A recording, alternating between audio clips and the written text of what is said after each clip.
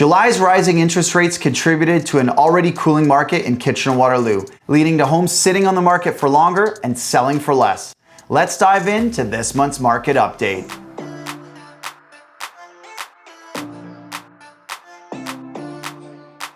In this rapidly changing market, there's a lot of uncertainty.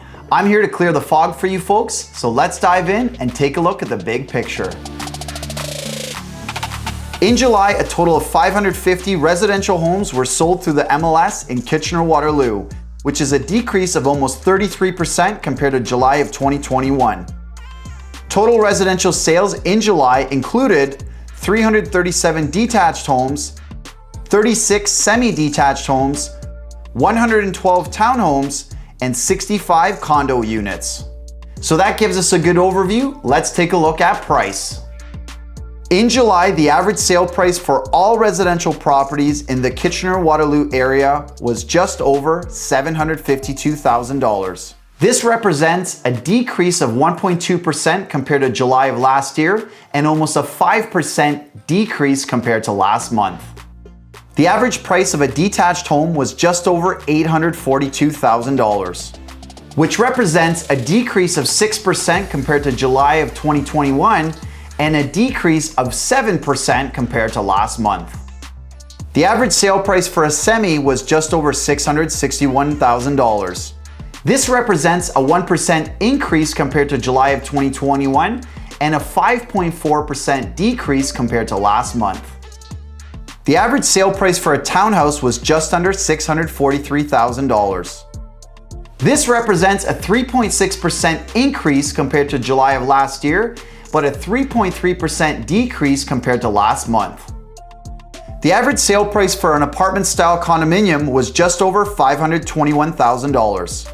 This represents a 20.4% increase compared to July of last year and a 4.1% increase compared to last month.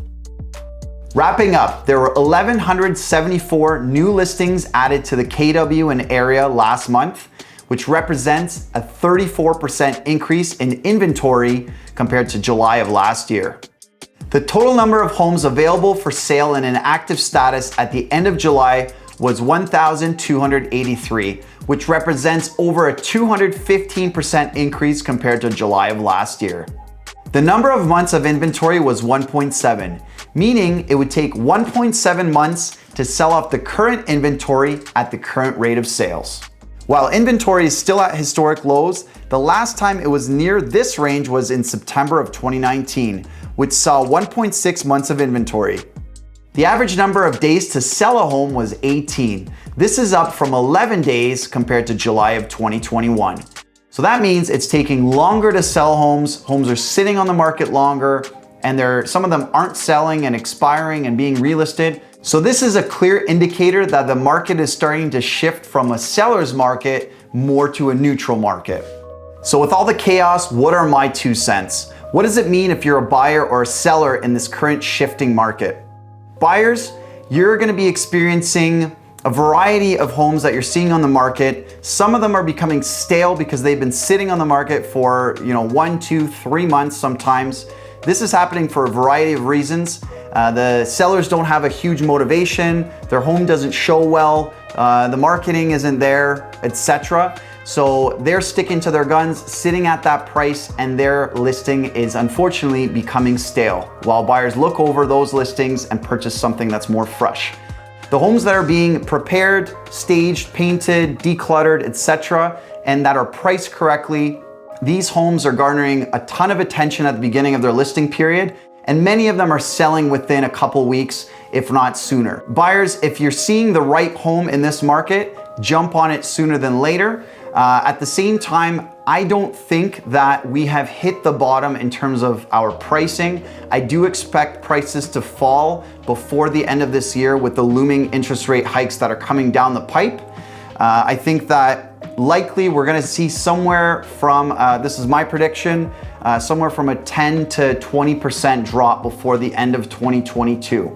Now that's not gonna happen in all sectors and in all price points or in all specific homes, but overall I think this is the trajectory that we're heading on, whether you like it or not. Sellers in this market, it becomes vital to have a home that separates itself from the competition. You can't be coming in here, slapping a sign in the lawn and hoping that you're gonna sell no problem like it was in January, February, March of this year. Things have shifted significantly. So make sure that you're decluttering your home, having it show in its best light. So that means prepping, staging, I mentioned decluttering already, but giving your home the best potential to create a great first impression to a buyer that is now becoming more discerning than ever.